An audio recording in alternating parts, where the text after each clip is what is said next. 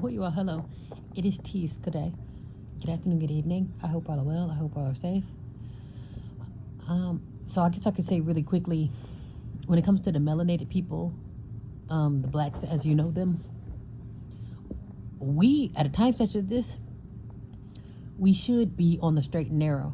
And I'm literally speaking as things that we should do versus the things that we are doing. Because even me speaking, okay, hey, everyone, be on the straight and narrow, get your shoot together. People are like, yeah, please. You know, it'll be one of them things like, yeah, right. Or they ain't gonna do it. You see what I'm saying? And it's not just us who need straightening, but I just say the Negroes in general, because we are number one on the hit list. Like this war, this quote unquote inflation, whatever's happening in the world, that's for us. You see what I'm saying? Here, there, and everywhere, that is for us. Because there's a common denominator, us, who's the problem, whether we know it, like it or not. And when it comes to the world, and when it comes to like economics, and come to what's really getting this ball spinning, it's us. Like I was mentioned before, we could be the gift and the curse. The gift is, it's like, okay, wow, we are a resilient people. Like we are influential, and we have literally like the power to create and all that, build and all that good stuff. But the curse is, most of the time we are our own worst enemy. Whether it's us doing it to ourselves, like us getting in our own way, you know, being what's worse for us, or us being the ones to take the rest of us down. And I say that because let's just say that we all are very honest, okay? Or most of us, we'll just say most of us are very honest, and maybe 2 or 3 of us are thieves. So we have 1 billion of us. Oh, we're on a straight and narrow. Oh, we're doing great. We keep our hands at 10 and 2, but we got 2 or 3 of us who steal. So out of those 2 and 3 of us, we're known to come into the store with counterfeit bills, and we're known to, you know what I'm saying? So those 2 or 3 people that are sending in those counterfeits and stealing is going to mess it up for the whole bunch. You see what I'm saying? Because most of the time when people do stuff, it's some of the people doing it, but they'll mess it up for the rest of us. You see what I'm saying? And that's why I say, that's why we could be our worst enemy. Because even though there's only a handful of, and I'm being very generous when I say this, that there's only a handful of us who are sellouts, it puts us all in danger. You see what I'm saying? And if you ask me, there's way more than a handful, but like I say, I'm being very generous, you know, so I'm going to try to give the Negroes the benefit of the doubt. But if you ever wondered why we seem to get the short end of the stick, or why is the whole world against us, it's because we are against us. Literally, all they have to do is get someone in blackface, or get one of your fellow nappy heads to be the reason for your demise. They do it from the top and the bottom. They have the ones on the bottom fighting with each other to be the head Negro in charge, and then the one on top, it's fighting to control, or basically be the reason for our demise. You got these same Negroes like your, Jesse Jackson and, I don't know, for some reason I can never think of their names, but I always think of Jesse Jackson and Al Sharpton. But they've been around for decades. Probably been doing the same thing 40, 50, 60, 70 years. And we're doing worse. You see what I'm saying? But yet they're supposed to be the token Negro. Oh, go to them if you want prayer. If you want to know you, God, they'll come through you with that preacher voice. And then now we're in trouble. You see what I'm saying? So that's the reason why we're in trouble. And that should be our reason to be on the straight and narrow. Be on the straight and narrow, because if the best that the world got for us is celebrity gossip, like we're focused on Diddy at a time such as this, that should be a red flag that, okay, this is clearly a distraction. What all the craziness going on, do you really think what the hell's going on with Diddy, or the first or the final piece of his case? First of all, that had nothing to do with us. We got a Diddy that we know right now that we're not getting to the bottom of. So it's like, why are you worried about this Diddy that ain't nobody did nothing about it in the past? You ain't doing nothing about it now. And if they are doing something about it now, it's because there's money involved. That's why I'm kind of like, why are we going out our way to worry about what Diddy's doing, when hell, you're probably a Diddy your damn self? You see what I'm saying? Or you probably know somebody who's just as Diddy as he is, down in Diddy. But it's like, again, we rather focus on what Diddy's doing, or focus on politics, and not the politics that can help you, the politics that is foolish. Then we're talking about another quote unquote school shooter, or quote unquote grocery store shooter, or golf course shooter that missed again, and I'm just like, really? Those are clearly distractions, because all this stuff can be nipped in the bud. We don't have to be sitting around talking about this, but we're talking about it because it's a distraction. It's something that we're going to sit down and talk about it, because talking about mess, it beats actually talking about structure and having some type of law and order, or having a system going. And then notice how we don't get down to business, but we will get to the bottom of what's going on with Diddy. You see what I'm saying? That's going to be the death of us. Worrying about the wrong things. And that's why I say, like, literally, this is a time where we ought to be on the straight and narrow. Because instead of us getting caught up in being distracted, we should be so focused to where those distractions doesn't matter, because I don't have time for that. Too busy working on myself, you know. And then even when I was speaking to like you know, like with the words of encouragement, you speak to someone, and it's like, you know, and they were asking, like, what do you plan on doing with your time? And I'm thinking, like, even if I'm bored, okay, really, even if I'm bored, or if I'm like literally feeling like, okay, hold on, this damn noise is gonna drive me crazy. Oh my God. Oh. You would hung the horn right there. That's the crazy, that's where the sound effects, it literally only kicks in right here, especially the helicopters. But yeah, literally, like, we're worried about Diddy, but it's like, we're not worried about being on our P's and Q's, though. You see what I'm saying? Because again, even for me, before I can worry about what the hell Diddy's doing, I got enough work to do. Hell, I can clean up. I can clean up my system. You see what I'm saying? I can drink water. There's so many things that I can do as far as the checklist on what I can do to improve myself, to where I don't have time to be focusing on foolishness. And don't get me wrong, I'm not saying that I've never been the fly on the wall when it comes to chaos or drama, you know, because maybe I just happen to get caught in the crossfire. Like, oh my goodness, I just caught wind of some quote unquote mess. But I am not going to be literally getting to the bottom of what the hell's going on with Diddy, because if I call myself getting to the bottom of Diddy, I got to start from the top of Diddy to the bottom. That means go to, okay, well, who gave Diddy the green light? And then from there, work my way down. You see what I'm saying? Because we can't just start at the monkey. You got to go to the head and the source.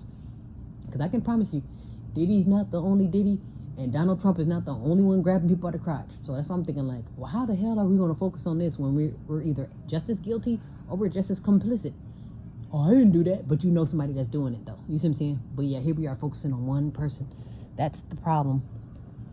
And to me, I just feel like that's just a very dangerous way to move this time, because it's more than once have I got a warning where it's like, hey, this ain't the time to be dicking around, or the ones who are dicking around are the ones who ain't prepared. Those are going to be the first to get their heads bitten off.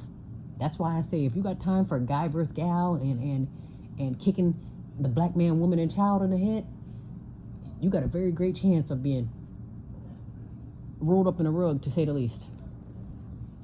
Yeah, so that's literally how that's going to play out, because you got so much going on where people are literally coming up short. While people are distracted, people are coming up short. You see what I'm saying? And we're not going to notice, because we worried about what Diddy doing. You just came up missing, and ain't nobody going to care, because they're worried about what's going on with Diddy, not what's going on with you. People don't care about what's going on in reality. We want to know about celebrity gossip. That's a very dangerous trait to have. Because again, we're not focusing where we should be focusing. We're not preparing what we should be preparing. So then when shit hit the fan, only thing we can do is just wait to be eaten, get our heads bitten off. Because that's literally all we're prepared for. We're prepared to get our heads bitten off. Because we damn sure ain't prepared to fight back. Because we too worried about celebrity gossip. Literally, whatever's going on right now, it's clearly a distraction. Every day is something new. Oh, school shooter this. Oh, somebody just shot Trump. Or shot in the air next to him in a golf. It is so weird. Clearly a distraction. And then it's like they're giving us these half-ass stories. Oh, well, he almost was shot, or Diddy almost was caught, or he finally got it. And I'm thinking, like, what does it have to do with us? And why do we need to know about that? That's for a distraction, and that's a part of his humiliation ritual. Clearly it has nothing to do with us, because they're not getting to the bottom of Diddy to clear up any of this stuff. Because trust me, there's still someone getting their Diddy on, and there's still someone missing. So it's like they're not getting to the bottom of nothing. That's just for us to be distracted and to humiliate him. We get no nutritional value out of that, and they are not getting predators off the streets. If anything, predators are coming to a head now because we're making the environment for them. These politics that we're kicking and scratching for now, the ones in blue, they're opening the door for ditties like that. Because once they get the full, you let tampon man get it, whoever that trying to put tampons in, basically once they get the tampering with the children, there'll be no such thing as predators. So we don't really, that's what I'm saying, we need to wake up and smell the roses. And if we participate in this, where we're going to keep our eyes closed to this, then it's like, yes, you can please consider yourself a casualty of war. That's the next step. The next step is to, if you give somebody the room to hang you, there's nothing left to do but to destroy you. Because it's only right. Like literally. You hang yourself, do the math. Yeah, so whoever needs to hear this, I guess if you're obsessed with people to where you're just literally like, I'm just gotta get to the bottom of it, where you're so worried about other people to where you're not preparing for yourself, you wouldn't even be able to save yourself out of a shoebox, then it's kind of like you don't have time to be caught up in distraction. You got too much work to do on yourself. Too much work. And that's why I say the Negroes, here, there, and everywhere, ought to be getting on their P's and Q's, you know, being that we are at war. And that's another thing too, being on your P's and Q's, to be able to identify those, and to identify those who shows their loyalty. Because if I'm me and I'm in bed with Biden, my loyalty is with Biden. You see what I'm saying? So in the middle of a race war, you see me kicking and scratching for Biden, I'm the ops, basically, because I'm showing you who I'm kicking and scratching for, and it means nothing's keeping me from turning on you, my fellow nappyhead, because I chose the winning team. You see what I'm saying? That's why they think they have arrived. This is why I say people like that are dangerous. And no, we're not friends. No, we're not the same. We're not. Because most of y'all niggas are sick. You are. Most of us are sick in the head, brain damage, and all that. And we need serious mental help. Serious mental help. Most of us are sick in the head. Sick. Literally. Sick enough to the point where I'll tell you, you ain't shit, you're this and that, because I can mark off all of your flaws, all of the things that you done to me. But I can ignore centuries, even centuries on back up until this very day, to this breath that I'm taking right now, that I can tell you what my oppressor have done for me, but I'm going to ignore all of that because I'm in bed with my oppressor. You see what I'm saying? They'll justify for them, but will hold you to the ringer. You stepped on my shoes back in the 50s and will hate you for it. Oh, I hate black men. I hate black women because of what you did to me in the past or what you did to me just now. And I would tell you, oh, well, that's why I'm gay now. Or that's why I'm in bed with Jason now, because y'all men ain't shit. Y'all women, you see what I'm saying? But I have no complaints with climbing in bed with my oppressor that's strangling me and choking me out and killing me as we speak. And you ain't gonna tell me we ain't sick, because we are. That's called mental, and it's called Stockholm. That's called guillotine, if you ask me. Because my thing is, if you're no good to me, guillotine. That's called dead weight. Dead weight. And dead weight gets put out of business really quickly. That's dangerous. You're just gonna be dead weight. So that means you're gonna blow the spot because you're scared or because you don't want to fight back. Then you're a casualty. Dead weight means you're not gonna do anything to defend yourself. You're not gonna do anything to save yourself. So dead weight. You pull out the guillotine. Let's get this over with now. I'll say, yeah, those people like that need to be taken out of business now, just so they don't get in the way later. Yeah, so that's why I say most of us are sick in the head, and that's why I say it's only a handful, or whatever a remnant means in math or in arithmetic. Literally, it's only gonna be a handful out of these billion niggas who there's hope for. So that's why I say be very careful as to who you're around, because most of us are already compromised. We're already bought and paid for, or already taken over by the like some kind of, I don't know, I guess you can call it a demon or a nanobite. It's like we're taking over. It's like we're possessed, I guess. I don't know what to call it, but most of us we are tarnished. Or what do you call it? Like in a, I don't even know the word to say. It's like we're in, I don't know, purgatory. It's like we're in some type of sick, I don't know, I guess you'd call it a sick delusion. But whatever it is, it's going to be the death of us.